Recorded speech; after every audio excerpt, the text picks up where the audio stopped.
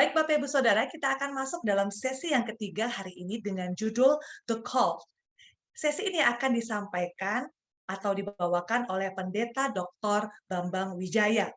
Pendeta Dr. Bambang Wijaya adalah Gembala Senior di GKPB Fajar Pengharapan Bandung.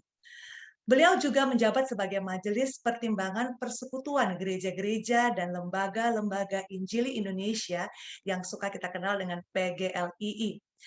Pendeta Bambang Wijaya juga menjadi Ketua Persekutuan Gereja-Gereja di Indonesia periode tahun 2019 sampai 2024. Serta beliau juga menjabat sebagai Pembina Lembaga Alkitab Indonesia dan Board of Director Wycliffe Global Alliance. Kepada Pendeta Dr. Bambang Wijaya, waktu dan tempat kami persilahkan. Terima kasih, selamat sore. Saya yakin tidaklah kebetulan apabila konferensi kita ini diselenggarakan di tengah masa pandemi yang sedang melanda seluruh dunia. Termasuk tentunya melanda negeri kita.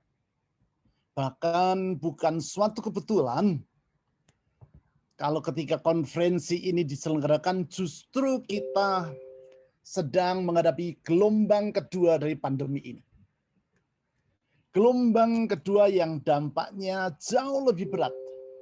Maaf, nampaknya saya diberitahu kamera saya terhalang oleh komputer saya. Sebentar ya, saya cek pasti betul begitu atau tidak. Apakah terhalang oleh komputer saya? Oh ya, sedikit terhalang. Maaf, saya turunkan komputer saya. Oke, maaf. Saya lanjutkan. Konferensi ini justru diselenggarakan di tengah gelombang kedua dari pandemi ini. Gelombang kedua yang dampaknya jauh lebih berat dibandingkan gelombang pertama yang telah terjadi 1 tahun lebih ini. Situasi yang tentu membuat banyak orang bertanya, di manakah Tuhan di tengah masa sukar seperti ini? Mengapa Ia mengizinkan semua ini terjadi? Mengapa Ia tidak segera menghentikan wabah yang telah menelan korban jutaan jiwa ini? Pertanyaan ini muncul juga mungkin di dalam hati saudara. Pertanyaan teodisi yang memang sering terbersit dalam pikiran orang, bahkan terlontar dari bibir yang bersangkutan di tengah masa yang sukar. Di manakah Tuhan? Mengapa semua ini terjadi? Pertanyaan seperti itu pula lah yang diucapkan oleh para murid Yesus. Ketika mereka melihat seorang yang buta sejak dari lahir. Dalam Yohanes pasal 9 ayat 1-4 dicatat peristiwa tersebut. Dicatat pertanyaan yang mereka ajukan dan juga jawaban yang Yesus berikan. Saya ajak saudara untuk membaca ayat-ayat tersebut. Yohanes pasal 9 ayat 1-4. Waktu Yesus sedang lewat, Ia melihat seorang yang buta sejak lahirnya. Bukan hanya buta, tapi buta sejak dari Ia lahir. Melihat keadaan tersebut, para muridnya berpikir, mengapa orang ini buta sejak lahir? Siapa yang berbuat dosa sehingga ia mengalami penderitaan seperti ini? Dirinya atau orang tuanya? Kalau dia yang berbuat dosa, apakah berarti ia telah berbuat dosa sejak dari kandungan ibunya sehingga ia buta sejak lahir? Kalau orang tuanya yang berdosa, lalu mengapa orang ini yang harus menanggung akibatnya? Oleh karena itu di ayat 2 lebih jauh dicatat seperti demikian. Murid-muridnya bertanya kepadanya, kepada Yesus, Rabi, Guru, siapakah yang berbuat dosa? Orang ini sendiri atau orang tuanya? Sehingga ia dilahirkan buta. Ini merupakan suatu pertanyaan teodisi. Pertanyaan yang pada dasarnya adalah, mengapa Tuhan mengizinkan orang menderita?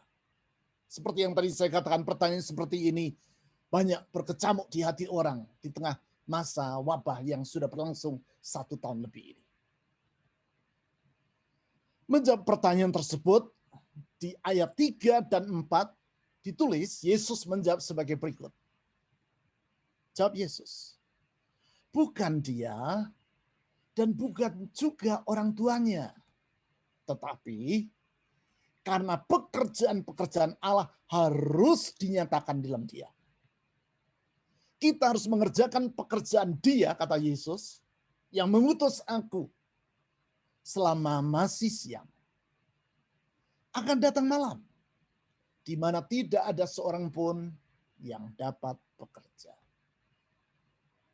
Saudara-saudari, di sini kita melihat bahwa Yesus menjawab pertanyaan para muridnya tentang siapa yang berdosa dengan meluruskan sikap hati mereka, meluruskan attitude mereka, sikap hati mereka.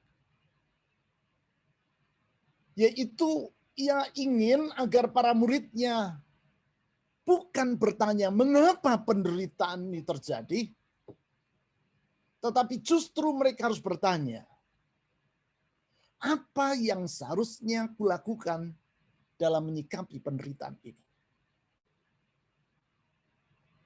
Walaupun pertanyaan yang pertama, yaitu mengapa penderitaan ini terjadi, adalah pertanyaan yang valid, absah,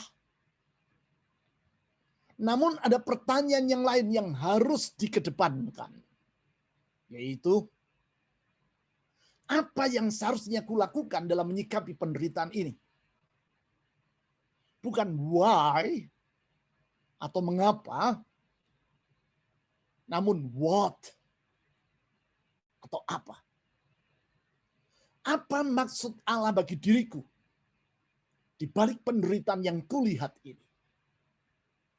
Dan apa yang harus kulakukan untuk menyikapi penderitaan ini?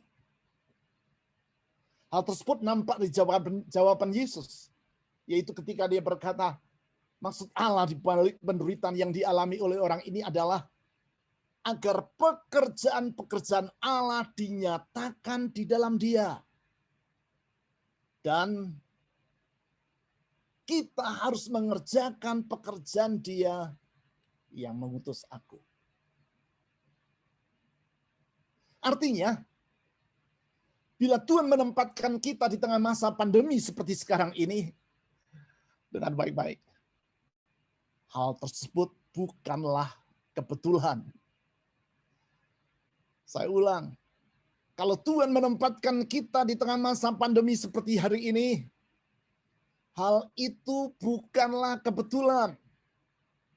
Allah memanggil kita untuk mengerjakan pekerjaannya dalam menghadirkan Yesus di dunia 2000 tahun yang lampau.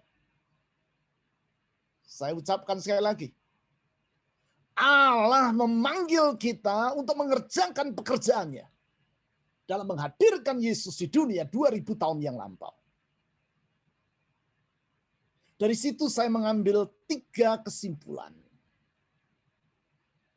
tentang apa yang seharusnya menjadi sikap hati kita.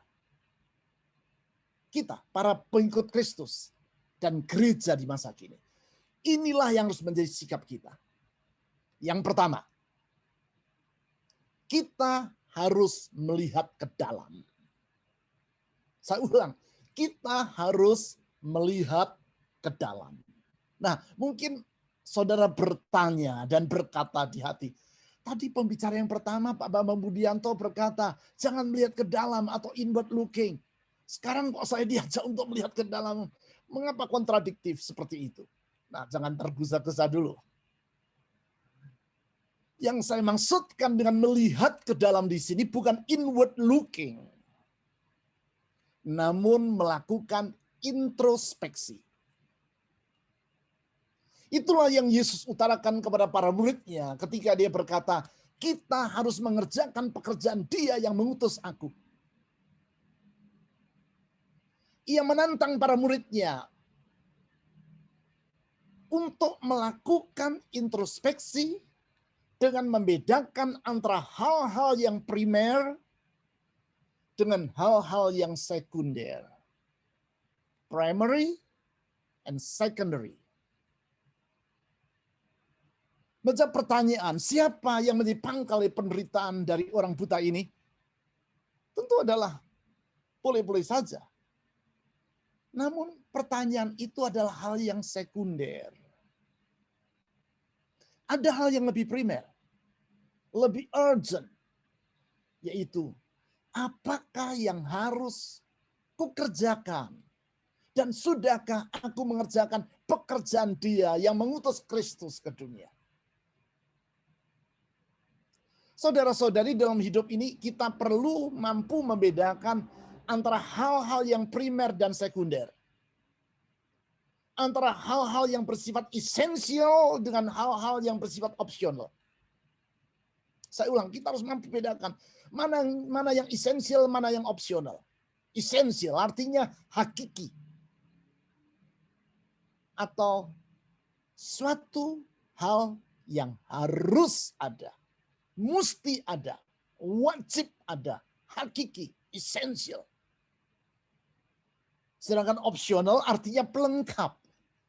Boleh ada, boleh tidak. Kalau ada syukur, kalau tidak ada, tidak apa-apa. Opsional. Kalau kita tidak mampu membedakannya, akibatnya hal-hal yang opsional kita akan prioritaskan. Hal-hal yang esensial justru kita sekunderkan atau nomor duakan. Dan apabila itu terjadi, pasti akan timbul persoalan. Saya sering memberi contoh tentang hal ini. Sebagai contoh, dalam pertemuan seperti sore hari ini, mengenakan batik seperti yang dikenakan oleh sebagian orang, termasuk saya, jelas merupakan hal yang opsional. Artinya boleh-boleh saja mengenakan batik. Namun kalau tidak mengenakan batik, pakai jas, pakai dasi juga tidak dilarang. Karena ini opsional. Mengenakan batik adalah opsional. Tetapi tidak demikian halnya dengan mengenakan pakaian. Mengenakan pakaian bukan hal yang opsional, tetapi esensial. Bukan boleh ya, boleh tidak. Bukan, namun suatu keharusan. Kalau saudara mengikuti pertemuan ini dan menyalakan video saudara, mengaktifkan video saudara, dan saudara didapati tidak mengenakan pakaian, tentu moderator akan langsung meminta surat check out dari pertemuan ini. Demikian halnya dengan kehidupan kita sebagai pengikut Yesus. Kita perlu terus melakukan introspeksi. Yaitu dengan menelaah.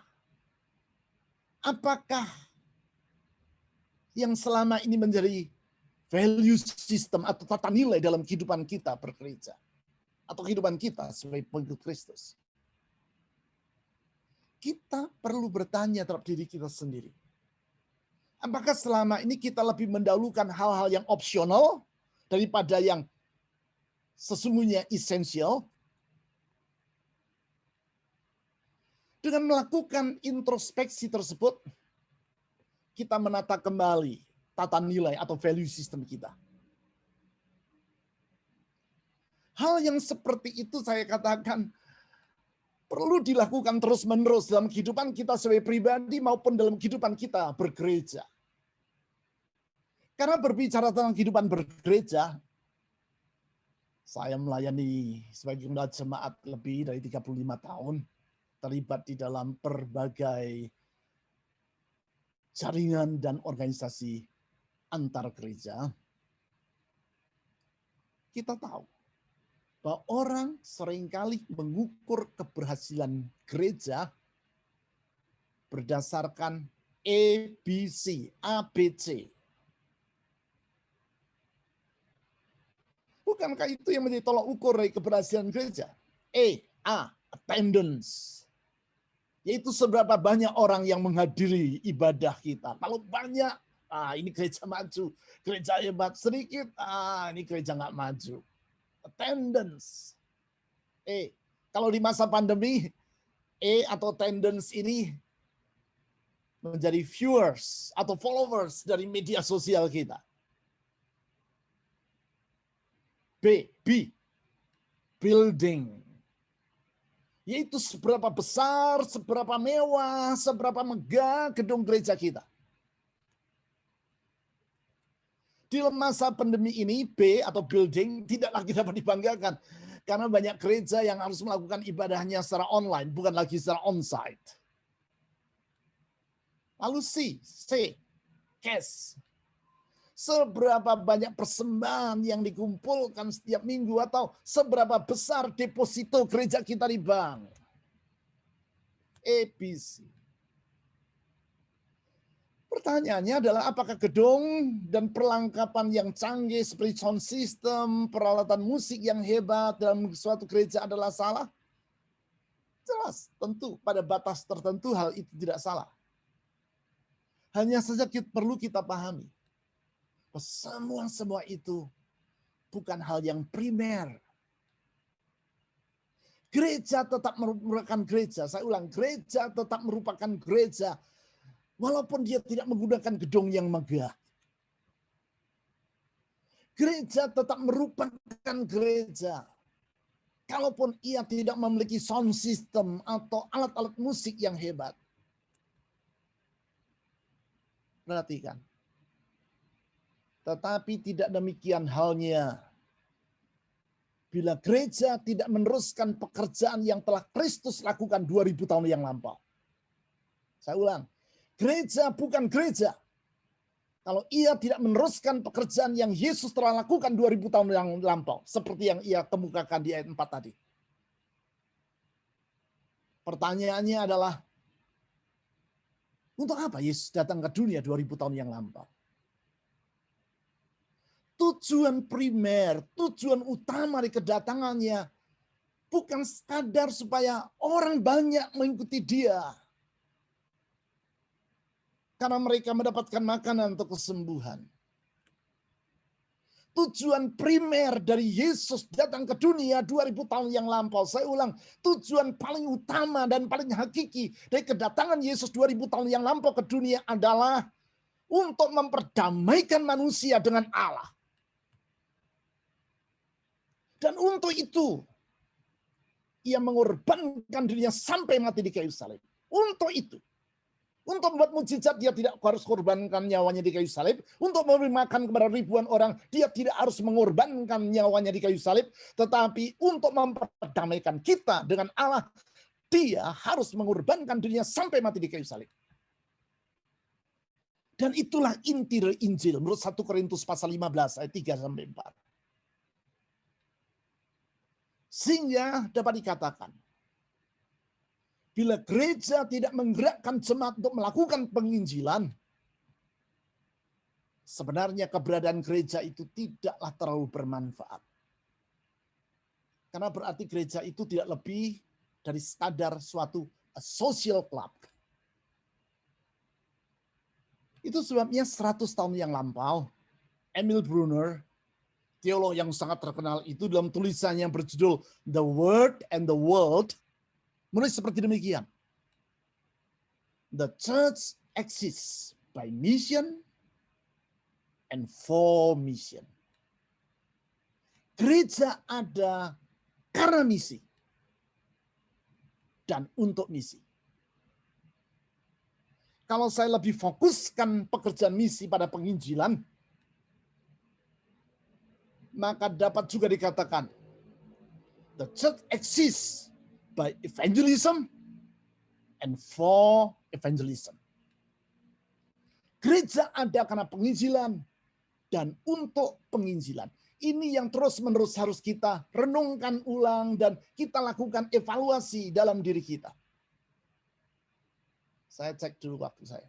Baik, masih 10 menit. Yang kedua, kita harus melihat keluar. Kalau pertama melihat ke dalam, yang kedua melihat keluar. Dalam arti melihat keluar dengan mata Yesus. Melihat kondisi yang sedang terjadi saat ini dengan hati yang ada pada diri Yesus. Bukan dengan hati seorang pengamat, observer, yang sibuk berdiskusi, memperdebatkan kesulitan yang terjadi tanpa rasa empati atau belas kasihan dan tidak berbuat apapun untuk menolong mereka yang menderita. Bukankah itu yang terjadi di masa sekarang? Orang sibuk memposting berita COVID di sana-sini, berlomba-lomba ingin menjadi yang paling pertama, memposting ulang berita yang ia terima dari orang lain di grup yang lain. Dan merasa bangga kalau dia jadi orang yang pertama yang telah memposting berita itu sebelum orang lain mempostingnya. Karena dia merasa lebih berpengetahuan dibandingkan orang lain. Begitu juga tidak sedikit orang yang suka mengangkat isu-isu kontroversial di media sosial. Berdebat sini dan sana tanpa memeriksa apakah yang dia perdebatkan itu akan memberkati tubuh Kristus atau semakin memecah belah gereja. Semua itu dia lakukan hanya sekedar mengejar followers, jumlah followers. Di YouTube channel dia, Facebook, TikTok, dan yang lain-lain. Sibuk berdebat sini-situ, tidak berbuat apa-apa untuk menolong mereka yang menderita. Itulah yang dilakukan oleh para murid Yesus. Saya ulang, itulah yang dilakukan oleh para murid Yesus. Tetapi bukan itu yang dikerjakan oleh Yesus. Hatinya selalu digerakkan oleh belas kasihan. Saya ulang, hati Yesus selalu digerakkan oleh belas kasihan ketika dia melihat penderitaan orang lain. Belas kasihan yang ia wujudkan bukan hanya dalam perasaan tapi dalam tindakan. Sehingga di ayat-ayat selanjutnya, ayat 5-7 ditulis, Yesus bertindak untuk menyembuhkan orang yang buta tadi. Bukan memperdebatkan tentang mengapa orang ini menderita seperti para muridnya, tapi dia bertindak untuk menolong orang menderita itu. Seharusnya sikap itu pula lah yang ada dalam diri kita ketika kita melihat orang yang menderita.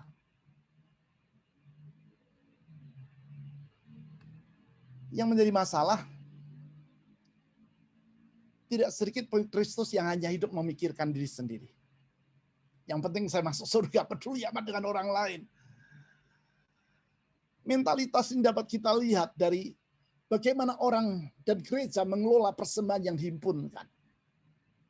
Waktu persembahan dihimpunkan, tagline yang dipakai, persembahan ini adalah untuk Tuhan. Namun dalam kenyataan, persembahan itu dipakai untuk kepentingan dan kenyamanan gereja dan jemaat. Artinya dipersembahkan untuk Tuhan tapi dimanfaatkan untuk diri sendiri. Padahal Yesus memanggil kita bukan sekadar hidup untuk kepentingan diri kita sendiri, tetapi untuk membawa berkat bagi orang-orang di sekitar kita agar mereka mengenal anugerahnya yang besar, anugerah yang menyelamatkan. Itulah esensi dari keberadaan kita di dunia yang tidak boleh diabaikan. Sekarang yang ketiga. Pertama melihat ke dalam, kedua melihat keluar, yang ketiga melihat ke atas. Melihat ke atas. Yang saya maksudkan dengan melihat ke atas adalah memandang kepada Tuhan dengan yakin bahwa Dia adalah pribadi yang berdaulat, yang sanggup mengatur segala perkara dan mengubah segala sesuatu agar rencananya digenapi. Tuhan adalah pribadi yang berdaulat, yang sanggup mengatur segala perkara dan mengubah segala sesuatu agar rencananya dapat digenapi. Kedaulatan Allah inilah yang Yesus kemukakan kepada para muridnya di ayat 3. Dengan berkata, bahwa Allah memiliki rencana atas orang yang buta yang mereka lihat itu. Dalam Yohanes pasal 9 ayat 3, Yesus berkata, bukan dia dan bukan juga orang tuanya, tetapi karena pekerjaan-pekerjaan Allah harus dinyatakan dalam dia. Itulah kedaulatan Allah. God's sovereignty. Di dalam kedaulatannya, ia sanggup menjadikan segala sesuatu menjadi platform bagi dirinya untuk melaksanakan kehendaknya. Demikian juga situasi yang sukar saat ini, masa pandemi. Tidak akan menghalangi Allah untuk menggenapi rencananya. Justru ia akan menggunakan masa sukar ini agar rencana keselamatannya di dalam Yesus Kristus tergenapi pada era kita. Sejarah gereja telah membuktikan hal tersebut. Yaitu bahwa Allah tidak dapat dihalangi oleh kesulitan, termasuk pandemi. Justru dalam masa pandemi tersebut Allah mencurahkan anugerahnya yang menyelamatkan. Rodney Stark, profesor atau guru besar dalam bidang sosiologi dan perbandingan agama dari University of Washington, dalam bukunya yang sangat monumental yang berjudul The Rise of Christianity, mulai satu pasal khusus, yaitu pasal 4, tentang bagaimana justru kekristenan berulang kali mengalami pertumbuhan di masa pandemi. Ia menyajikan data-data yang sangat akurat tentang hal tersebut. Saudara bisa baca itu di dalam buku yang saya tunjukkan ini. Demikian juga David Bryan, Minister at Large dari InterVarsity Christian Fellowship, atau kalau di Indonesia disebut sebagai Perkantas, dan pemimpin dari lembaga pelayanan Concert of Prayer International, dalam bukunya yang berjudul The Hope at Hand, menyajikan data-data yang sangat komprehensif tentang bagaimana masa sukar justru membuka kesempatan bagi terjadinya suatu kebangkitan rohani. Kebangkitan rohani yang tidak terlepas dari gerakan doa dan penginjilan. Saya ulang, gerakan doa dan penginjilan. Singkat kata, semua ini menunjukkan bahwa masa pandemi yang sedang terjadi saat ini justru merupakan masa yang matang bagi gerakan penginjilan.